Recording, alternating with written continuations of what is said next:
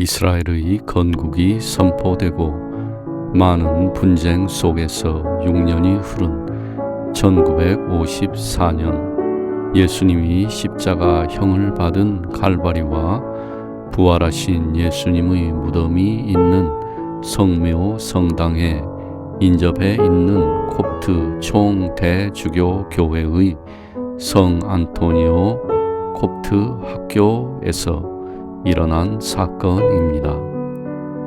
1954년 6월 21일 아침, 콥틱 정교와 가톨릭과 이슬람교 어린이들이 섞여 있는 초등학교 5학년 학생들은 성 안토니오 학교에서 교리 교육을 받고 있는 중이었습니다. 그런데 오전 11시쯤 점심시간이 되기를 기다리며 창밖을 내다보고 있던 학생들이 갑자기 흥분하며 알 에드라우, 알 에드라우, 동정녀다, 동정녀다 라고 외치기 시작했습니다. 아이들은 성모 마리아가 창문 밖 뜰에 떠 있다고 소리쳤습니다. 아이들은 그 여인이 파란색 옷을 입고 빛나는 흰색 빛에 둘러싸여 있었기 때문에 그녀를 축복받은 동정녀로 인식했습니다. 이 하얀 빛은 여인에게서 바깥쪽으로 방사되면서 무지갯빛 파란색으로 변했습니다. 아이들은 그 광경을 보기 위해 창문으로 달려갔고 모든 아이들이 성모님을 보았습니다. 하지만 선생님은 그녀를 볼 수 없었습니다. 그녀는 아이들을 진정시켜 다시 자리로 돌아가게 하려고 했지만 아이들은 창문을 떠나려고 하지 않았습니다.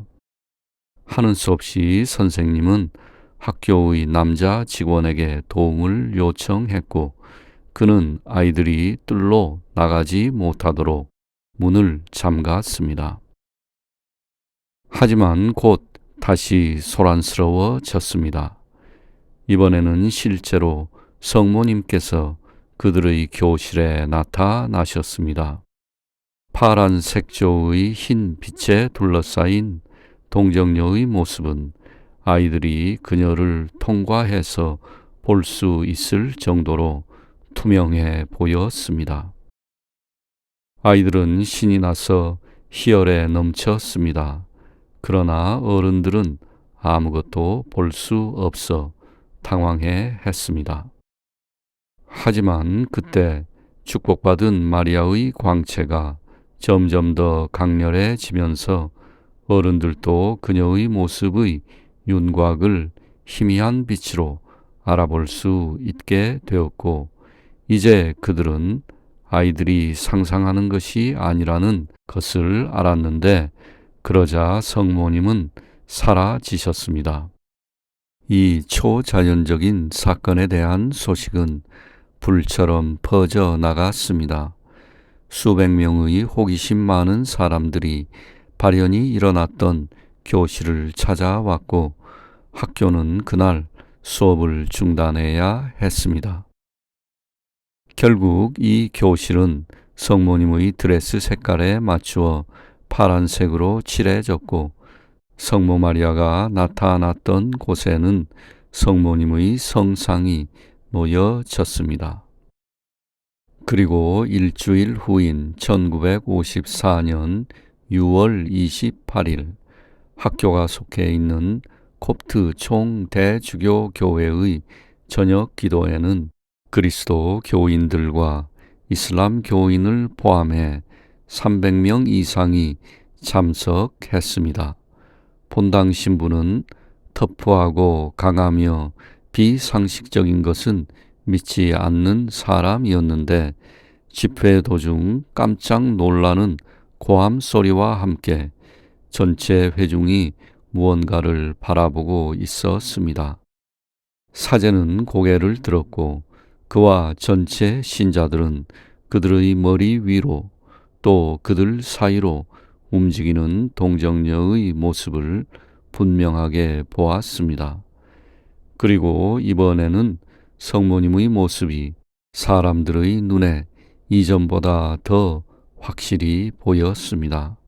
그녀에게서 다채로운 빗줄기가 흘러나와 놀란 회중의 얼굴을 여러 가지 빛으로 물들였습니다. 성모님의 발현은 약 15분 동안 지속되었습니다.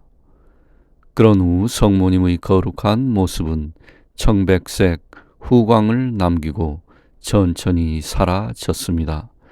그리고 그것도 희미해지면서 완전히 사라졌습니다.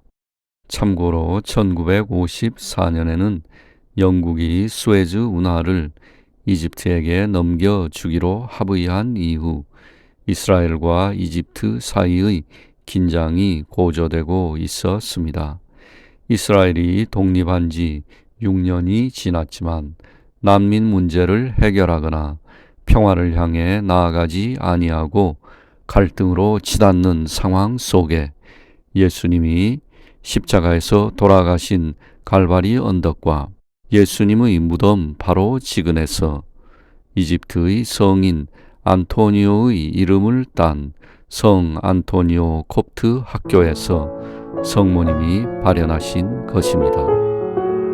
콥트 정교회의 주교는 성모 마리아가 나타나신 이유에 대해 이렇게 말했습니다. 성모님이 오신 이유는 이곳이 거룩한 성지이고 갈바리와 주님의 무덤에서 불과 몇 미터 거리에 있기 때문입니다.